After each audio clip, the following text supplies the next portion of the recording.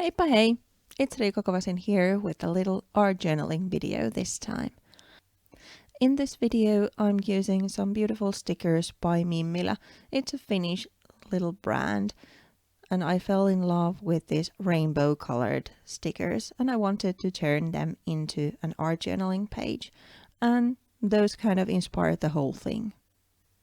I love the way the stickers had this watercolor effect, this rainbow style or galaxy style thing going on. So I wanted to repeat that in my background. So as a first step, I'm then adding some wet on wet watercolors to my paper. This is Fabriano 160 gram paper, which is my go-to when I'm doing backgrounds or any kind of art journaling.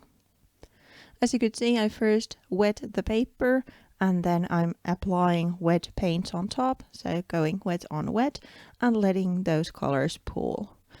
I'm kind of following the same color scheme I feel the stickers has most prominent, so lilacs, pinks and purples.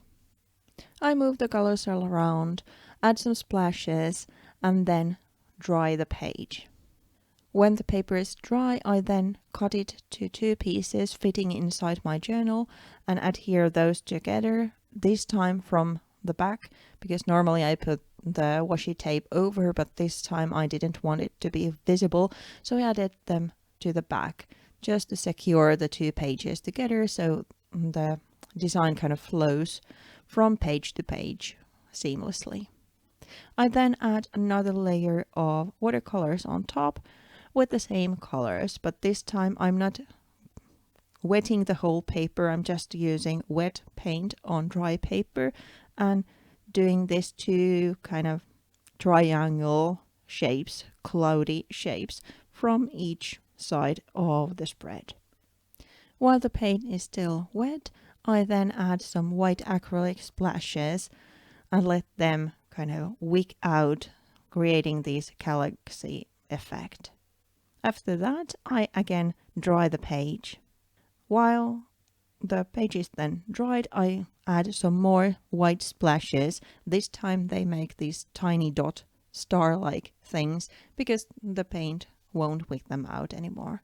I'm also adding some silver splashes. And after that, it's again drying time. When I then have the papers dried, I insert them into my journal using double-sided tape, mounting them to opposite pages, and then I'm adding these tape figures on each page. They are numbers, but I'm treating them more like as a background element, so changing the style or orientation where I glue them in. On top, I then mount the focal point to two kind of rainbow or galaxy styled ladies. Even though I made the backgrounds using the pet tape numbers, I feel that they are a little bit floating in the page, so I add these die-cut florals to mount them more to the page and making them a little collar or a dress underneath. I'm using foam tape to adhere the die cuts in place to give the page a little bit of dimension.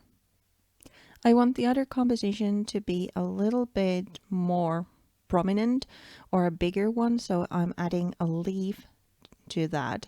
Otherwise they are just these clusters that are ready die cuts.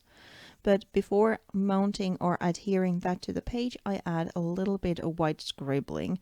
I feel that the page needs a little bit of something, like a bit more interest to the background, so I'm using white Posca marker to just scribble some words there. Then I mount the leaf in place and also add the journaling stickers. These are from Tim Holtz's Snarky collection, so well, they are a little bit snarky.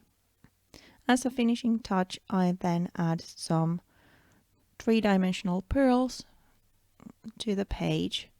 They make a little bit too raised in my book, just coming right off the tube. I'm not very skilled at doing those, by the way, but I'm using a wet finger then to press them a little bit down to make them more like flat or a little bit bigger, more going for that kind of slightly domed shape than really vertical dot.